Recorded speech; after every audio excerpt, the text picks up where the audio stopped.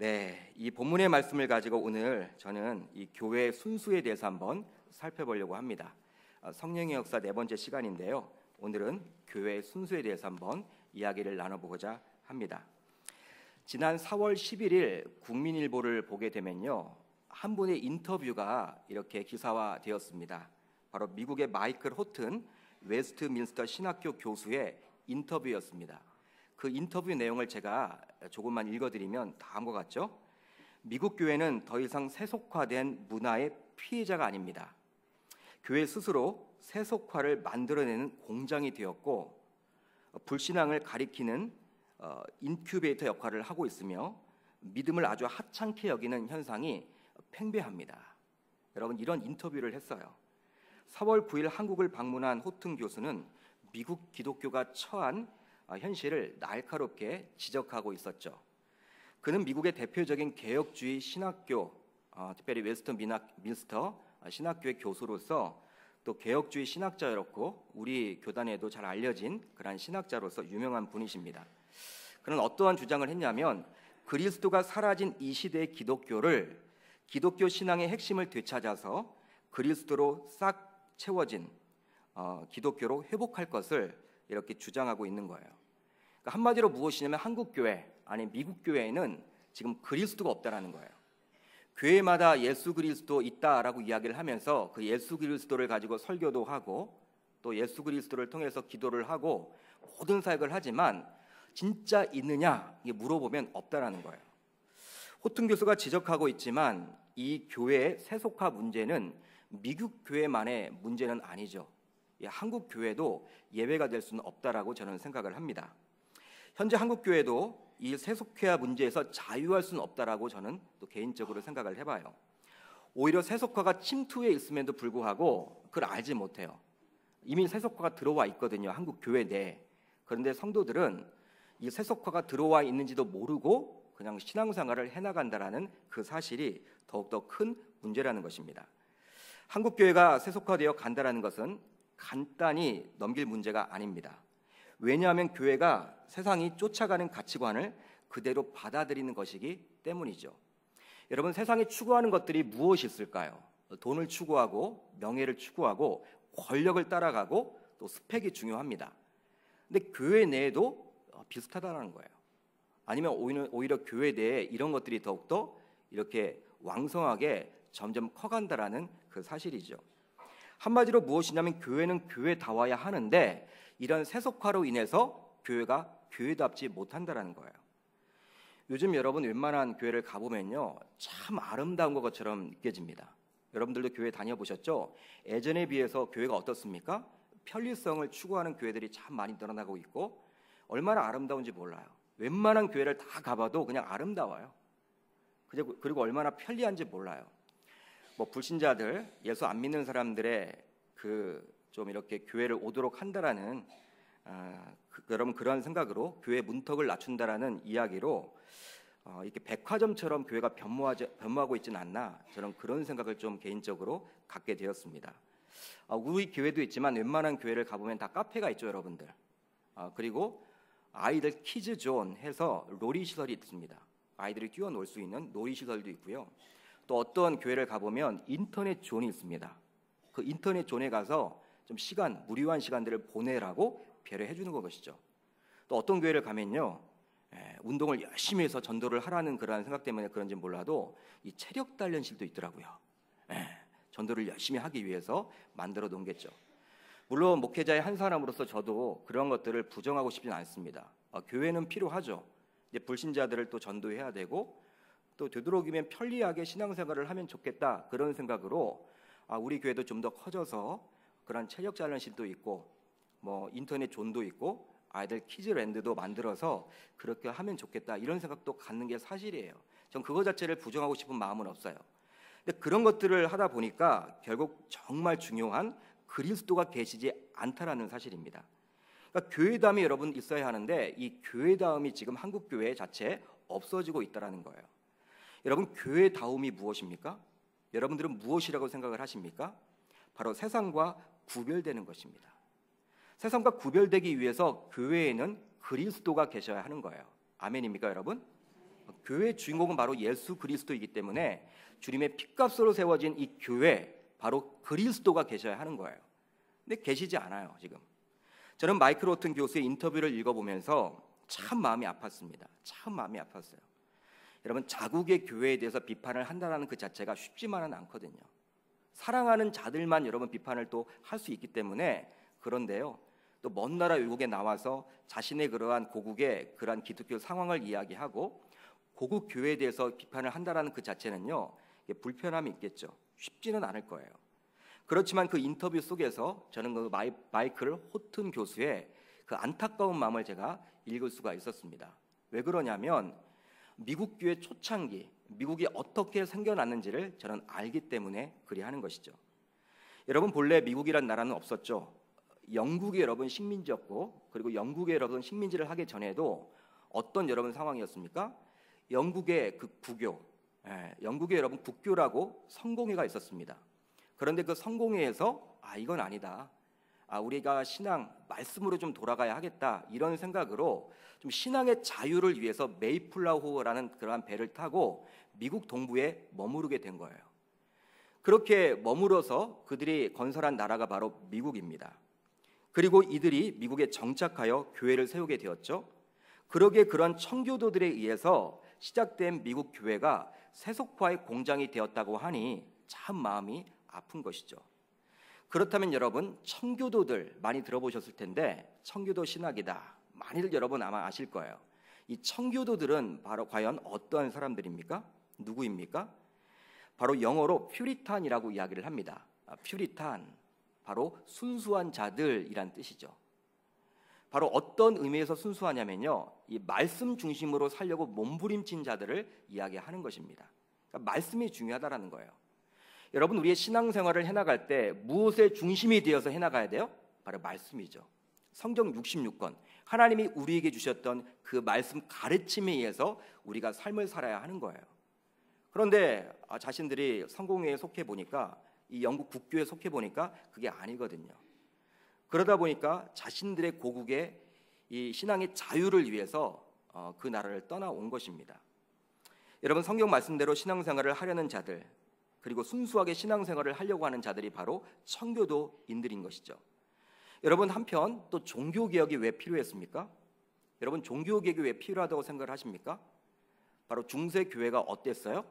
이 세상과 별반 다를 바가 없었어요. 세상이 추구하는 돈명의 권력을 그대로 답습했던 것이 바로 중세 기독교 교회였습니다. 하나님은 그걸 원치 않았기 때문에 종교개혁자들을 세워서 종교개혁을 해나가도록 해주신 것이죠. 저는 그러기에 요즘 두려운 마음이 솔직히 있어요. 두려운 마음이 있습니다. 여러분, 하나님께서 한국교회를 얼마나 축복을 해주셨습니까? 불과 100여 년 전만 하더라도 이 한국 한반도 땅에는요, 기독교 자체는 존재하지 않았습니다. 불교의 나라였고 유교의 나라였어요. 제사가 중시되었고 이렇게 미신을 섬겼던 곳이 바로 이 한반도 땅이었습니다. 선교사님들에 의해서 복음이 들어오게 되었고 불과 100여 년이 지난 이 시점에 교회만 여러분 6만여 개 있다고 그래요. 전혀 놀라지 않으시네요. 교회가 여러분 6만여 개가 있어요. 6만여 개. 대단하죠, 여러분들. 그러니까 외국에서 이렇게 비행기를 타고 내려오게 되면요, 야, 한국은 왜 이렇게 공동묘지가 많냐? 빨간 여러분 십자가가 저녁에 많다 보니까 공동묘지라고 여기는 거예요. 그만큼 교회 여러분 곳곳에 얼마나 많은지 몰라요. 기독교인이라는 분들이 1000만이나 돼요, 여러분. 1000만이나. 인구의 여러분들 4분의 1, 5분의 1이 바로 교회를 다닌다라고 합니다. 여러분, 이렇게 하나님께서 한국 교회를 이렇게 크게 성장시켜 주시고 부흥시켜 주신 이유가 있겠죠. 그 부흥된 그 교회의 모습을 통해서 뭔가 사명을 주시기 위함입니다. 그런데 한국 교회는 이젠 세상과 다를 바가 없이 세속화됨에 따라서 하나님이 맡겨놓은 그 사명 자체를 잊고 지내는 때가 얼마나 많은지 모른다라는 거예요. 그러니 앞으로 하나님이 이 한국 교회를 어떻게 다룰지 두려운 마음이 있는 거예요. 기도를 하면 여러분 두려운 마음 막 있어요. 하나님, 촛대를 옮기시지 않으시면 좋겠고 이 한국 교회 지금도 부족합니다. 하나님께서 은혜 베풀어 주지 않으면 이 한국 교회 숫자만 많아진다고, 사람들만 많아진다고 정말 교회의 모습을 갖추는 것이 아니기 때문에 주의 은혜가 필요합니다. 우리가 이렇게 기도할 수밖에 없는 것이죠. 여러분, 오늘 본문을 보게 되면요, 교회가 순수해지기를 원하는 하나님의 마음을 우리가 읽을 수가 있습니다. 그만큼 교회가 순수해져야 함을 보여주고 있는데요. 한번 우리가 이 본문 안으로 한번 들어가 보도록 하겠습니다. 저번 주에 살펴본 대로 성령의 역사로 예루살렘 초대교회 안에 유무상통이라는 믿기 힘든 놀라운 역사가 나타나게 됩니다. 여러분, 가진 자들이 자신의 재산을 팔아요. 밭을 팔고 집을 팔아가지고 누구에게 가지고 나옵니까? 사도들에게 가지고 나오고, 사도들은 정직하게 행하는데 꼭 공동체에서 필요한 자들, 가난한 자들을 구제하기 시작합니다. 필요한 자들에게 그것을 가져다 줘요. 공정하게 진행을 하고 있죠. 여러분, 이러한 유무상통의 모든 과정이 인간의 노력으로 된 것이 아니라 누구의 역사라는 거예요? 바로 성령의 역사임을 살펴봤죠. 이러한 유무상통을 실천에 옮긴 사람이 있으니 바로 그 유명한 바나바였습니다. 여러분, 오늘 본문 4장 36절로 37절을 보면 나와 있는데 이렇게 기록을 하고 있어요. 구브로에서 난 레이족 사람이 있으니 이름은 요셉이라. 사도들이 일컬어 바나바라 하니 그가 밭이 있음에 팔아 그 값을 가지고 사도들의 발 앞에 두니라. 아멘. 여러분, 바나바를 소개하면서 어떻게 소개를 하고 있습니까? 그의 고향이 어디라고 이야기를 하고 있어요? 구브로 사람이래요. 그는 구브로 사람입니다. 지금의 키프로스 섬이죠, 여러분들. 키프로스는 바로 지중해에 있는 그런 섬을 이야기하는데요. 본래 레위 지파의 사람이었다라고 이야기를 하고 있어요. 그러니까 유대 땅에 살던 레위 지파의 후손이었는데 조상 때 이 키프로스 구브로로 이주했음을 우리가 생각해 볼 수가 있는 것이죠. 그리고 여러분, 바나바라는 이름을 보시면요, 어떠한 뜻이라고 나와 있습니까? 여러분, 중간에 나와 있죠? 번역하면 어떻게 나와 있어요? 위로의 아들이라. 여러분, 위로의 아들이라고 기록을 하고 있습니다. 위로자라는 거예요, 한마디로. 여러분, 우리가 많이 들어봤던 그러한 내용이죠. 위로자 하면 무엇이 떠올라집니까? 바로 성령의 별명인 보혜사가 바로 위로자였습니다. 즉 무엇이냐면 바나바가 성령으로 충만해서 성령의 성품을 닮은 사람을 우리가 알 수 있는 것이죠. 바나바는 후에 회심한 이 사울을 예루살렘 교회에 보증을 하게 돼요. 여러분, 사도행전 9장을 읽어보게 되면요, 이제 회심의 역사가 나타나거든요. 사울이 바울됩니다. 사울이 부활하신 예수 그리스도를 만나게 됩니다. 그의 인생의 가치관이 바뀌어지게 되고, 이제 그는 예수 믿는 사람들을 핍박했었는데 핍박하지 않고 이제 전도자로 바뀌어지게 돼요. 그렇지만 여러분, 예루살렘 교회 지도자들은 믿지 못해요. 왜? 사울이 여러분들 보통 사람이 아니거든요. 스데반 집사가 죽을 때에도 그걸 당연하게 여겼던 사람이 바로 이 사울이었습니다. 그런 그가 자신이 변했다고 이야기를 해도 어느 사람 누구도 믿지를 않는 거예요. 여러분들 믿을 수 있겠습니까? 어떤 사람이 갑자기 악인을 하다가 갑자기 이렇게 선인처럼, 선한 사람처럼 막 행동을 하고 나는 바뀌어졌다라고 이야기를 하면요, 의심을 갖는 게 사실이겠죠. 야, 저 사람 쇼하고 있다. 우리 예수 믿는 사람들 잡아다 가두려고 지금 쇼하는 척한다. 어떻게 이 사울이 바울이 될 수가 있어? 예수 믿을 수 없을 거야, 저분. 아마 여러분, 예루살렘 교회는요, 그런 의심의 눈을 거두지 않았을 거예요. 여러분, 복음을 전하고 선교를 하려고 해도 이 교회와 여러분 친밀한 관계를 맺어도 쉽지가 않을 텐데, 아무리 여러분 난다긴다 하는 바울이 되었다 할지라도 이거 혼자 할 수 없거든요. 교회 역할이 필요하거든요. 교회의 도움을 받아야 하거든요. 그때 나섰던 사람이 누구였어요? 바로 바나바였습니다. 바나바가 보증을 하죠. 자신이 보증을 한다라는 거예요. 자신이 이 사울이 바울된 그 사건을 자신이 보증해 주겠다라고 당시 야고보에게 또 베드로에게 이야기했던 사람이 바로 누구였냐면 이 바나바였습니다. 바나바는 후에 회심한 사울을요, 특별히 또 회심한 사울과 함께 1차 전도 여행을 떠나게 되는데, 그런데 1차 전도 여행의 첫 기착지가 어디였냐면, 선교지가 어디였냐면 바로 구브로였습니다. 구브로가 여러분 누구의 고향이었다고 말씀드렸습니까? 바로 바나바의 고향이었죠. 그렇기 때문에 1차 전도 여행, 바로 바울이 한 것처럼 느껴지지만 실질적으로는 이 바나바의 역할이 컸음을 우리가 인정해 볼 수가 있죠. 자신의 여러분 고향으로 제일 먼저 이 바울과 함께 참여를 하게 되는 거예요. 이런 바나바에 대해서는 다음의 구절을 통해서 잘 알 수가 있죠. 바로 사도행전 11장 24절인데요. 이렇게 기록을 합니다. 바나바는 착한 사람이요 성령과 믿음이 충만한 사람이라. 이에 큰 무리가 죽게 더하여지더라. 할렐루야. 여러분 바나바에 대해서 지금 어떻게 이야기를 합니까? 믿음이 여러분 충만한 사람이고 또 무엇이 충만해요? 성령이 충만한 사람이고 그것뿐만 아니라 본성도 착하대요. 참 우리 계명교회 공동체에는 이런 바나바들이 많아지기를 바랍니다. 얼마나 여러분 중요한 사람이에요. 믿음이 좋고 성령이 충만하고 사람까지도 좋아. 사람이 여러분 나쁠 수도 있는데 이 바나바를 지금 이야기하면서 성경은 지금 착한 사람이라고 표현해주고 있습니다. 즉 바나바는 성령 충만했기 때문에 오늘 본문을 통해서 알 수 있듯이 유무상통에 동참할 수가 있었던 거예요. 아마도 이런 바나바의 모습에 많은 사람들이 칭찬을 했을 것이고, 야 바나바를 본받자, 그래 바나바처럼 살아야 돼, 이런 바나바 모습 참 대단하다, 어떻게 야 유무상통 정말 하네. 여러분 이러한 소문이 자자하고요, 바나바를 닮으려고 했던 사람들이 많아졌을 거예요. 사람들이 모일 때마다 누구 이야기만 합니까? 바나바를 여러분 칭찬하는 이야기만 했을 거예요.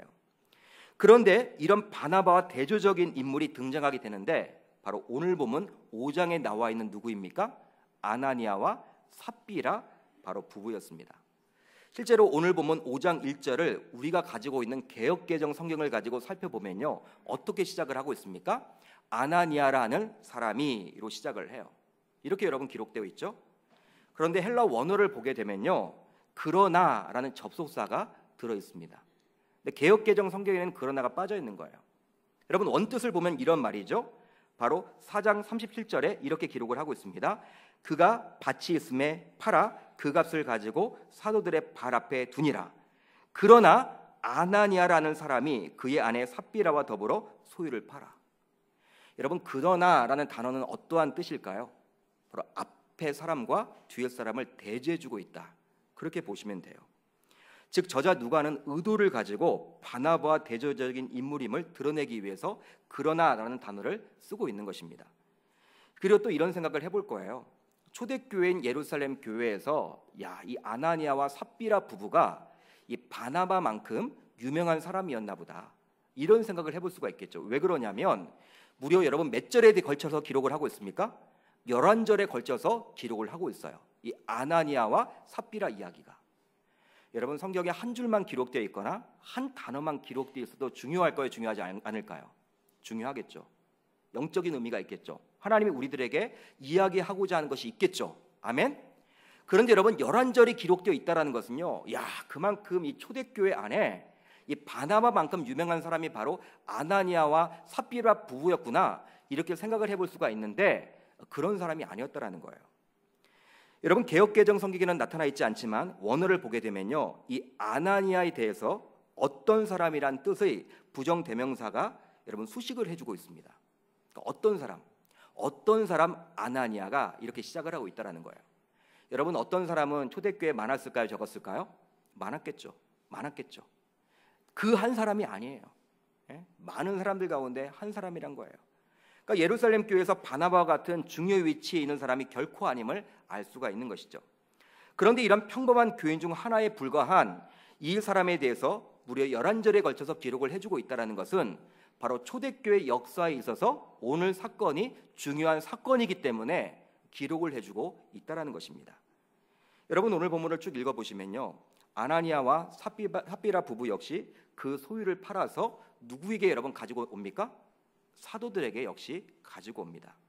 그러나 그들은 그 소유의 얼마를 감추고서 마치 전부를 드리는 것처럼 거짓말을 하게 돼요. 이에 사도 베드로가 여러분 이들 부부의 거짓을 책망하자 결국 이들 부부는 즉사를 하게 됩니다. 사망을 하게 돼요. 순식간에. 오늘 본문을 제대로 이해하지 못하면요, 아마 이런 생각이 들 거예요. 하나님 너무하는 거 아니냐? 안 바친 것도 아니고 그래도 얼마라도 바쳤는데, 이렇게 열심히 하는 사람들인데, 여러분 유무상통이 있지만 여러분 자발적으로 진행했기 때문에 분명히 그 가운데서는요, 특별히 성령의 감동하시 없으면요 못하는 거거든요. 근데 하려고 지금 몸부림치고 있는 사람이잖아요. 부부는 과정이 어찌되었던 나름대로 열심히 교회를 위해 수고했는데 갑자기 심판을 받아 급사를 당하게 되니 이거 하나님 너무하는 거 아니냐? 어떻게 이런 하나님이 있을 수가 있지? 아마 여러분 성경을 읽으면서도 이런 생각 들지 않으세요? 그래도 여러분 안 하는 사람이 문제지 조금이라도 몸부림치고 하려고 하는 사람이 여러분 칭찬을 받아야 되지 않을까요? 여러분, 그런데 오늘 본문을 자세히 보시면요, 그들은 직사를 당하게 돼요. 하나님의 심판을 받게 되는 것이죠. 그렇다면 오늘 본문에 나오는 이 사건을 통해서 우리는 어떠한 영적인 교훈을 얻을 수가 있을까요? 먼저 위선적인 신자들은 초대교회 안에도 존재했습니다. 위선적인 신자들은요, 초대교회 안에서조차도 어떻게 했다? 존재했다라는 거예요. 여러분, 오늘 본문 5장 1절로 2절을 한번 우리가 같이 읽어보도록 하겠습니다. 5장 1절로 2절입니다. 시작. 아나니아라 하는 사람이 그의 아내 삽비라와 더불어 소유를 팔아 그 값에서 얼마를 감춤해 그 아내도 알더라. 얼마만 가져다가 사도들의 발 앞에 두니. 여러분, 아나니아와 삽비라 부부는요, 스스로 여러분 자발적으로 소유를 팔았습니다. 그리고 사도들에게 가지고 옵니다. 무엇하기 위해서 가지고 왔을까요? 바로 유무상통하기 위해서. 유무상통을 하기 위해서. 정말 여러분 귀하다라고 생각해 볼 수가 있어요, 여기까지는. 그런데 유무상통을 하려고 했던 그 의도가 여러분 불순하다라는 거예요. 좀 동기가 의심스럽습니다. 여러분, 앞뒤 문맥을 자세히 보시면요, 지금 누구를 따라하려고 하는 것처럼 느껴져요? 누구를 따라하려고 하는 것처럼 느껴집니까? 바나바가 칭찬을 받고 교회 내에서 높아지니까 이 바나바처럼 자신도 그렇게 되고 싶은 마음에 그렇게 한 것처럼 보여집니다. 분명히 저번 주에 말씀드렸고 살펴보았듯이 유무상통은 인간의 여러분 노력으로 되지 않아요. 오직 누구가 여러분 도와주셔야 돼요? 성령님. 성령의 역사하심이 있어야 되고 성령 충만할 때만 가능한 것입니다. 그렇지만 바나바는 여러분 성령 충만해서 진행을 했지만 오늘 본문 보면 아나니아와 삽비라 부부는요, 성령 충만의 모습을 나타내주고 있지 않아요. 성령 충만한 상태에서 이 유무상통을 시도한 것이 아니에요. 3절을 보면요, 어떻게 나와 있습니까? 베드로가 이르되 아나니아야, 어찌하여 사탄이 내 마음에 가득하여. 할렐루야. 여러분, 바로 베드로 사도는 영적으로 지금 아나니아의 마음 상태를 꿰뚫어 보고 있어요. 꿰뚫어 보았는데 여러분, 누가 지금 가득하다라는 거예요? 내 마음에 사탄이 가득하다. 그러니까 아나니아와 삽비라는요, 성령 충만한 상태에서 유무상통을 한 것이 아니라 바로 사탄 충만한 상태에서 유무상통을 한 거예요. 이 사탄 충만한 상태야. 사탄 충만한 상태. 사탄아, 내 마음에 가득하여. 사탄도 여러분 보통 사탄이 아니라 이 마음에 가득해 있는 거예요. 여러분, 성령 충만만 있는 것이 아니라 사탄 충만도 있음을 오늘 본문을 통해서 알 수 있는 거예요. 한마디로 무엇이냐면, 나도 이 바나바처럼 하고 싶다 이런 마음 때문에 이 성령 충만한 상태가 아니라 사탄 충만한 상태에서 이 지금 유무상통을 하고 있는 거예요. 이런 사탄 충만한 상태에서 유무상통을 시작하니 결국 소유를 팔았는데 그 값에서 얼마를 감췄던 거예요. 감추고 나서 일부를 사도들에게 가지고 나아갑니다. 사람을 속이려고 하는 것이죠. 베드로 사도는 이러한 모든 일련의 사건들을 바로 영적으로 꿰뚫어 보게 됩니다. 영적으로 꿰뚫어 보게 돼요. 그러면서 아나니아에게 다음과 같이 이야기를 하죠. 3절 하반절을 보면 어떻게 이야기를 합니까? 내가 성령을 속이고 땅값 얼마를 감추었느냐. 그러니까 땅 얼마를 감추었는데 그게 바로 누구를 속인다라는 거예요? 사도들을 속인 것이 아니라 누구를 속였다? 성령을 속였다. 성령을 속이고 라고 기록을 하고 있죠. 4절 하반절을 보면요, 더 기막힌 말이 나와요. 사람에게 거짓말한 것이 아니요, 누구에게 했다? 하나님께로다. 그러니까 여러분, 사도를 속이려고 한 것이 아니라 누구에게 지금 잘못했다라는 거예요? 하나님에게. 사랑하는 성도 여러분, 베드로 사도는 아나니아에게 위선적인 사람이라고 이야기를 합니다. 너는 왜 겉과 속이 다르니? 왜 쇼하고 있니? 너는 왜 바나바처럼 그 바나바의 그 본심, 성령 충만한 그 마음은 담지 못하고 바나바가 했던 그 겉모습만을 닮으려고 하니 너는 위선적인 자야. 지금 이야기를 해주고 있는 거예요. 마치 바리새인과 같이 사람에게 보이기 위한 사역을 하고 있다라고 꾸짖고 있는 것입니다. 여러분, 예수님 당시 바리새인들은 어떤 사람들이었습니까? 우리가 여러분 잘 알고 있죠?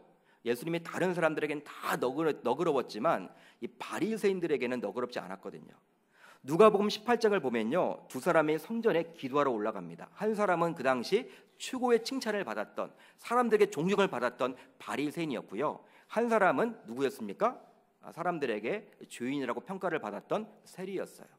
그런데 바리새인들은 성전에 올라가서 어떻게 기도합니까? 따로 서서 기도했어요. 따로 서서 기도를 했다라고 나와 있습니다. 한번 여러분 생각해 보세요. 우리 공동체에서 기도를 하는데 한 사람이 앞에서 따로 서서 기도를 한다. 예. 여러분 사람들이 그 사람 볼까요, 안 볼까요? 보여지죠, 여러분들. 예? 야, 저 사람은 역시 대단해. 예, 신앙도 좋아, 믿음도 좋아. 율법은 여러분 얼마나 박사인데 신앙이 좋은 사람이야. 그러니까 드러내기 위해서 그렇게 기도했다라는 거예요. 보여주기 위해서 일에 2번씩 금식을 했고 또 소득의 11조를 드렸다라고 성경은 기록을 하고 있습니다. 반면에 당시에 죄인 취급을 받았던 세리는요, 그냥 구석에 가서 하늘도 쳐다보지 못하고 하나님, 내가 죄인입니다. 나를 불쌍히 여겨 달라고 목 놓아 여러분 기도했다라는 거예요. 예수님 당시에 유대교 내에서도 이런 바리새인과 같은 위선적인 자들이 존재했던 거예요. 남들에게 보이기 위해서 신앙생활을 했던 이런 위선적이고 가식적이고 외식적인 자들이 그 당시에도 존재했음을 알 수가 있는 것이죠. 이런 내용들을 통해서 우리는 무엇을 알 수가 있습니까, 여러분? 바로 우리는 이 땅에 존재하는 교회가 온전한 교회는 없음을 알아야 합니다. 즉 완벽한 교회가 있습니까, 없습니까? 없어요. 여러분, 완벽한 교회는 없습니다. 우리가 본받아야 하는 초대교회조차도 이렇게 사탄에게 충만하게 된, 사탄의 영향을 받은 이 아나니아와 삽비라 부부가 있었음을 통해서 이 땅에 존재하는 어떤 교회도 완벽한 교회가 없다라는 거예요. 여러분, 그렇다면 한국 교회도 말할 나위가 없겠죠. 보통 신자들 가운데서는요, 이렇게 이야기하는 분들이 있어. 어떻게 신자 가운데 어떻게 예수 믿는다고 하면서 교회 다닌다고 하면서 야, 그런 죄를 짓냐? 교회 다니 실망이다. 그런 마음으로 여러분 교회를 안 다니는 분들이 우리 계명교회는 한 분도 없는데 옆에 교회 있더라고요. 실망했다라는 거야. 교회 가니까 어떻게 그런 사람도 교회를 다녀? 역시 교회는 다니지 않아야 돼. 이런 마음으로 옆분과 한번 인사하겠습니다. 그러면 나만 손해입니다. 여러분 교회 다녀야 돼요. 그래도 여러분 교회를 다니니까 그 정도 하는 거예요. 한번 생각해 보세요. 교회를 안 다니면요 더 악인이 돼요, 그 사람은. 근데 교회를 다니니까 그 정도, 그래도 말씀을 듣고 기도를 하고 이렇게 예배당에 나오니까 그 정도로 여러분 순화되어 있는 것이지, 교회 자체를 그 사람이 안 다녀봐, 아마 언론에 날 사람이야. 이 조선일보 일면에 날 사람이야. 그러니까 여러분, 우리가 사람에게 여러분 상처를 받아서는 안 돼요. 사람 때문에 여러분 시험을 당한다, 이거 사단이 주는 마음이다 생각하시고 오히려 그 사람을 위해서 기도하시길 바라요. 한번 따라합니다. 교회는 영적인 교도소다. 우리가 여러분 지금 교정을 받고 있어요. 영적으로 우리가 다 교도소 안에 있는 거예요. 제가 만들어낸 말인데 여러분 좀 괜찮습니까? 제가 만들어냈어요, 여러분. 영적인 교도소 맞아요, 여러분. 영적으로 우리가 교정을 받고 있거든. 매주 또 새벽마다 기도의 모임마다. 여러분, 그러기 때문에 사람 때문에 여러분 실망을 해서 교회를 안 다닌다, 자기만 손해인 거야, 자기만. 그럴 때일수록 여러분 더 나오시기를 바랍니다. 나오셔야 해요. 계명교회 성도 여러분들은 그러기에 항상 성령 충만할 수 있도록 깨어있기를 바랍니다. 골로새서 4장 2절을 통해서 바울은 저와 여러분들에게 권면을 해요.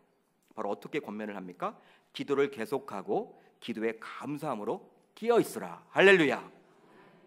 여러분, 우리가 성령 충만하기 위해서 무엇이 필요합니까? 깨어 있어야 해요. 깨어 있어야 하는데 깨어 있으려면 무엇이 필요해요? 기도밖에 답이 없습니다. 기도밖에 답이 없어요. 여러분, 기도하지 않는데 영적으로 민감하다? 있을 수 없어요. 기도하지 않는데 여러분 깨어 있다? 불가능해요. 성령 충만할 수도 없어요. 그렇기 때문에 여러분 기도가 정말 중요하다라고 오늘 본문은 이야기를 하고 있죠. 깨어있지 않으면 오히려 오늘 본문에 나오는 아나니아와 삽비라와 같이 사탄 충만할 수 있기 때문에 우리가 여러분 조심해야 하는 것입니다. 우리 계명교회를 바라보면서 이제 기도 운동이 막 일어나고 있어요. 새벽에도 얼마나 많은 분들이 나오는지 모르겠어요. 예전에는 처음에 제가 새벽 예배 시작할 때만 하더라도 이제 그냥 기도만 하고 여러분 그냥 새벽 예배만 끝나고 다 나가시더라고. 요즘에는 7시가 넘어서도 기도하시는 분들이 생기게 되었고요. 지난 금철 같은 경우에는 12시가 넘었는데도 여러분 계속 기도하세요. 기도 운동이 일어나는 거예요, 여러분들. 불이 붙는 거죠. 여러분, 기도하는 교회는 하나님이 함께 해주시고 또 우리 구성원들 모두 성령 충만하게 될 줄 주의 이름으로 축복합니다. 저는 소원해 봅니다. 우리 계명교회 성도님들이 깨어 있어서 성령 충만하게 되므로 외식하는 자들이 한 영혼도 없기를 주의 이름으로 축복합니다. 내 도덕적인 성품과 양심으로 신앙생활을 하지 마시고요, 성령에 이끌려서 신앙생활을 해나갈 수 있기를 주의 이름으로 축복합니다. 다음으로 유선적인 신자들은 반드시 심판을 받게 된다는 거예요. 반드시 심판을 받게 된다. 여러분, 무서운 이야기죠. 오늘 보면 5장 5절을 한번 우리가 같이 읽어봅니다. 5장 5절입니다. 시작. 아나니아가 이 말을 듣고 엎드려져 아멘. 한마디로 베드로의 말을 듣자마자 아나니아가 어떻게 되었습니까? 즉사했어요. 즉사했어요. 하나님의 심판이죠. 엎드러졌는데 혼이 떠나갔어요, 여러분. 네. 여러분, 예수님조차도 당시 외식하는 바리새인들에게 다음과 같이 이야기를 합니다. 마태복음 23장 27절인데요. 화 있을진저 외식하는 서기관들과 바리새인들이여 회칠한 무덤 같으니 겉으로는 아름답게 보이나 그 안에는 죽은 사람의 뼈와 모든 더러운 것들이 가득하도다. 할렐루야. 여러분, 바리새인을 가리켜 우리 주님이 어떻게 이야기를 합니까? 회칠한 무덤. 여러분, 무덤이 있는데 겉을 여러분 화려하게 칠해 놓는다고 칩시다. 여러분, 무덤은 무덤일 뿐이에요. 무덤은 무덤이에요. 무덤 안에는 여러분 썩어 뭉들어진 시체들이 있기 때문에 냄새날 뿐이에요. 근데 바리새인이 바로 그렇다라는 것이죠. 겉으로 보기에는 유대교 내에서는 여러분 정직하고 여러분 청결하고 겉으로 보기엔 신앙이 좋은 것처럼 느껴지고 율법의 여러분 박사처럼 느껴지고 거룩한 것처럼 느껴지지만 그 속마음은 어떻다라는 거예요? 썩어 문드러지고 있다라는 거예요. 시체와 같다라는 거예요. 그러니까 겉과 속이 다르기 때문에 지금 어떻게 표현하고 있습니까? 회칠한 무덤이라고 이야기를 합니다. 이런 바리새인들에게 예수님에게서 다음과 같은 심판을 받게 되죠. 예수님은 이렇게 심판을 하십니다. 바리새인들에게. 마태복음 23장 33절을 보면 이렇게 나와 있어요. 뱀들아, 독사의 새끼들아, 너희가 어떻게 지옥의 판결을 피하겠느냐. 할렐루야. 여러분, 바리새인들에게 예수님께서 어떻게 지금 이야기를 하고 있어요? 욕을 하고 있어요. 뱀들아, 독사의 새끼들아. 여러분, 제가 여러분들에게 독사의 새끼들아 이렇게 하면 여러분들 제가 쫓겨나잖아요, 여러분들. 어떤 여러분들 목사님이 그렇게 이야기를 하면 성도가 좋아하겠냐고요. 말도 안 되지. 예수님은 여러분 어떠한 분이에요? 사랑의 하나님이시잖아요. 다 용서해 주잖아요. 다 주시잖아요. 그런데 그분조차도 이 바리새인들만큼은 겉과 속이 다른 외식하는 자인 이 바리새인들에게는 욕을 했다라는 거예요. 뱀들아, 독사의 새끼들아. 근데 그것뿐만이 아니에요, 여러분. 호칭만 그런 것이 아니라 어떻게 이야기를 합니까? 너희가 어떻게 지옥의 판결을 피하겠느냐. 할렐루야. 여러분, 이 말은 뭐예요? 지옥 간다라는 거예요. 너희는 천국 못 가. 너희들이 아무리 율법을 많이 알아도 천국 못 가. 천국 못 가. 지옥 가. 여러분, 이것보다 더 큰 저주가 어디 있겠습니까? 이 예수님의 말씀이에요. 그만큼 의식하는 바리새인들을 위해서는 우리 주님께서 사랑으로 감싸주질 않습니다. 왜냐하면 오늘 본문을 통해서 알 수 있듯이 이러한 위선적이고 외신적이고 가식적인 신앙은 바로 사탄에게 붙들린 바 된 것이기 때문이죠. 사랑하는 성도 여러분, 위선적인 신자들은 예수님조차도 용서하지 않았듯이 오늘 본문을 보면 아나니아도 하나님의 심판을 피할 수가 없었다라는 거예요. 그런데 여러분, 오늘 본문 5장 2절에 나오는 그 값에서 얼마를 감춤해. 여러분, 이러한 내용이 나오거든요. 5장 2절을 보게 되면 여러분, 이 본문을 묵상하면서 아마 이런 마음이 들 거예요. 남의 것을 훔친 것도 아니고 자신의 것을 가지고 그냥 마음이 좀 바뀌어가지고 이 드리지 않는다라는 것도 아니야. 얼마를 감춰 놓았는데, 여러분 이게 누구 것입니까? 내 주머니에서 나갔는데 그게 큰 죄가 되나? 여러분, 이런 마음 들지 않으세요? 우리도 여러분 그러자. 하나님께 여러분 서운하고 난 다음에 좀 여러분 생활이 잘 풀리지 않거나 하면 그냥 나중에 여러분 하거나 그런 경우들이 있잖아요. 근데 이게 여러분 큰 죄냐는 거예요. 그런데 여기에 나오는 감추매로 번역된 원어는 구약 헬라어 번역본인 70인역에서 다음과 같이 표현을 합니다. 오늘 분명히 이 아나니아가 감췄다고 나와 있죠. 자신의 재산 가운데 얼마를 감췄다라고 나와 있는데, 이 감췄다라는 것이 어떤 뜻이냐면 바로 70인역을 보게 되면 아간이라는 사람이 전리품의 일부를 훔친 범죄 행위를 가리킬 때도 동일한 단어를 쓰고 있더라는 거예요. 여러분, 여호수아 7장을 보게 되면요, 하나님께서는 명령을 합니다. 백성들에게 바로 여리고성에 들어가서 바로 백성들과 가축들을 무엇해라? 진멸해라. 헤렘을 선포해요. 성전을 선포해요. 다 죽여야 하는 것입니다. 그때 아간이라는 사람이 욕심이 들어서 어떻게 해요? 그 하나님의 전리품을 어떻게 합니까? 훔칩니다. 자신이 여러분 감추어 놓아요. 근데 이것과 여러분 같은 단어라는 거예요. 오늘 아나니아가 감추었던 것이 이 아간이 감추었던 것과 같은 단어를 상응하고 있다는 것입니다. 아간은 여러분 훔친 게 맞죠? 남의 걸 훔친 거죠, 여러분들. 자기 것이 아니죠. 그렇지만 아나니아는 자기 주머니에서 나온 걸 훔친 거예요. 자기 거 주머니에 감춘 것을 여러분 감춘 것뿐이에요. 차이가 있음에도 불구하고 성경은 같은 단어를 쓰고 있다는 거예요. 그만큼 하나님의 입장에서는 자신의 소유를 팔아서 일부를 챙겼다라고 하지만 이것을 아주 큰 범죄로 여기고 있는 것이죠. 바로 성령을 속이는 일이기 때문에 그리하는 것입니다. 또한 아나니아뿐만이 아니에요, 여러분. 그의 아내였던 삽비라조차도 회개할 기회를 놓치고 거짓으로 일관했을 때 주의 영을 시험한다라는 질책을 누구에서 받게 됩니까? 베드로에게서 받게 되고요. 여러분 그도 심판을 받게 돼요. 근데 여러분 어떤 의미에서는 이 아나니아는요 회개할 기회조차도 얻지를 못했잖아요. 베드로가 그냥 이야기하고 나서 선포를 한 거고 이 삽비라는 3시간 후에 돌아와서 베드로가 물어봐요. 회개할 기회를 줍니다. 바로 8절이죠. 베드로가 이르되 그 땅 판값이 이것뿐이냐 내게 말하라 하니. 이때 여러분들 말을 했으면 돼요. 잘못했습니다. 회개합니다. 그런데 여러분 어떻게 했습니까? 이것뿐이냐 하니 물어보니까 예, 그것뿐입니다. 아주 여러분 쉽게 대답을 하죠. 회개할 기회를 놓쳐버리고 거짓으로 끝까지 일관을 합니다. 그러다가 결국 그녀도 다음과 같은 심판을 받게 돼요. 바로 본문 10절이죠. 곧 그가 베드로의 발 앞에 엎드러져 무엇이 떠났다? 혼이 떠나는지라. 그 남편 아나니아가 했던 행동과 동일하게 심판을 받게 되는 거예요. 그렇다면 여러분 왜 그럴까요? 우리가 오늘 이 본문을 보게 되면 정말 오싹하기도 하고 두렵기도 해요. 야, 즉사라는 것이 있긴 있구나. 정말 무서운 마음이 여러분 들어요. 여러분 그렇다면 하나님이 왜 오늘 본문을 통해서 이 아나니아와 삽비라 이 부부를 우리에게 주시는 그 영적인 교훈이 뭐냐는 거예요. 바로 교회의 순수성을 유지하기 위함입니다. 할렐루야. 한번 따라합니다. 교회의 순수성을 유지하기 위해서. 만약에 여러분 오늘 본문에 나오는 아나니아와 삽비라를 그냥 우리 주님이 놔두게 되면요 어떻게 될까요? 성령을 속였는데 놔두게 되었다. 여러분 이런 사람들이 많아질까요? 적어질까요? 늘어날 수밖에 없어요. 죄는 전염성이 아주 강합니다. 전염성이 강해요, 여러분들. 전염이 여러분 강하다니까요.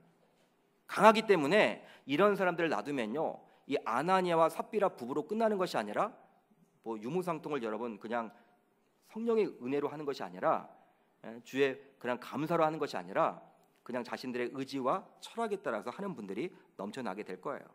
그러니까 사람에게 보이기 위해서 사역하는 소위 외식하는 자들이 막 교회마다 많아지게 될 거예요. 그렇기 때문에 교회는 이 땅에서 해야 될 그 사명, 구원 사역을 감당해 나아가지 못합니다. 그렇기 때문에 여러분 사랑하는 자였겠지만 이 아나니아와 삽비라 부부를 우리 주님은요 즉사시킴으로 말미암아 바로 초대교회 사람들에게 특별히 두려운 마음을 주게 되는 거예요. 여러분 오늘 보면 11절을 보면 어떻게 나와 있습니까? 한번 11절을 우리가 같이 읽어봅니다. 초대교회 반응이 나오는데요. 시작. 온 교회와 이 일을 듣는 사람들이 다 크게 두려워하니라.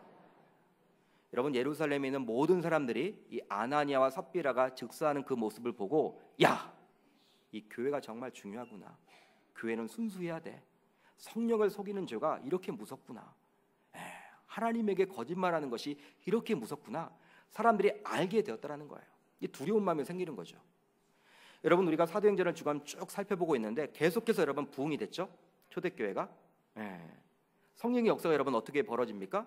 처음에 여러분 부흥도 나타나고 치유도 나타나고 유무상통도 나타나고 긍정적인 것들이 여러분 자꾸 좋아지죠. 점점 커져요, 여러분들 초대교회가. 중요한 순간에 이 예루살렘 초대교회가 이 아나니아와 삽비라 때문에 어쩌면 망가지게 되고 교회 그 자체의 사명까지도 감당하지 못하게 될까봐 우리 주님께서는 이 아나니아와 삽비라를 죽임으로 말미암아 이 초대교회를 바로 순수하게끔 다시 만들었다라는 사실이에요. 성도 여러분, 교회가 능력 있게 되려면 바로 내적인 순수함을 유지해야 합니다. 세상과 다를 바가 여러분들 없다면요 이미 교회다움을 상실한 거예요. 여러분 교회가 교회다워야 되지 않겠습니까? 아멘입니까? 그런 마음을 가진다면 교회는 순수해야 돼요. 여러분들 사람들을 만날 때 어떤 사람들이 좋아요? 가식적인 사람들이 좋아요? 위선적인 사람들이 좋아요? 순수한 사람들이 좋으세요? 순수한 어린아이처럼 거짓말 안 하고 정직하고 그냥 여러분들 그냥 그런 사람들이 좋잖아요. 사람이. 하나님도 마찬가지예요. 교회가 여러분 순수하지 않으면요, 세상의 논리를 그대로 들고 오면요, 이 권모술수가 들어오게 되고 권력자들이 여러분 교회 주인공이 돼버리고 한다면요, 이 교회는 이제 게임 끝이에요. 그렇기 때문에 오늘 본문을 보면 다소 여러분 무섭기도 하지만 이 내용을 통해서 바로 영적인 긴장감을 우리에게 주신다라는 사실입니다. 교회인 저와 여러분들이 우선적으로 그렇다면 어떻게 해야 될까요? 다른 게 교회가 아니라 저와 여러분들이 교회예요. 바로 어린아이와 같은 순수한 신앙을 갖기를 바랍니다. 여러분, 우리 주님께서는 어린아이와 같지 않으면 천국에 갈 수 없다라고 이야기를 했어요. 우리부터, 아니 나 하나부터 이제 어린아이와 같이 신앙생활을 해나감으로 말미암아 우리 계명교회 자체가 어떻게 됩니까? 순수한 교회가 될 줄 주의 이름으로 축복합니다. 세상에 보기에는 야, 계명교회 교인들은 뭔가 달라. 교회 다닌다고 해도 다 똑같은데 계명교회 교회만큼은 뭔가 달라. 여러분, 그렇게 되는 날이 올 수 있기를 주의 이름으로 축복해요. 그러기 위해서 저와 여러분들 자체가 변화가 돼야 돼요. 바로 순수하게 살아가는 것입니다. 그러기 위해서 내 의지를 가지고 안 돼요, 여러분. 바로 성령 충만함이 필요하다라는 사실이죠. 그러기 위해서 깨어 있어야 합니다. 그러기 위해서 기도하셔야 합니다. 이제 내일부터 또 기도의 11조가 3일 동안 진행을 합니다. 여러분, 기도의 11조를 여러분 해놓으면요, 여러분 이게 정말 중요한 거예요. 하나님 앞에 기도하게 되잖아요. 억지로라도 여러분 새벽 예배에 나오게 되잖아요. 이게 아주 여러분 좋은 거예요. 여러분 결단하시고 이제 우리가 끼어있기 위해서라도, 순수하게 신앙생활을 해나가기 위해서라도 우리 은혜 받은 성도들 모두 내일 기도의 11조에 나오셔서 하나님 앞에 찬양하며 부르짖고 나아가시기를 주의 이름으로 축복합니다.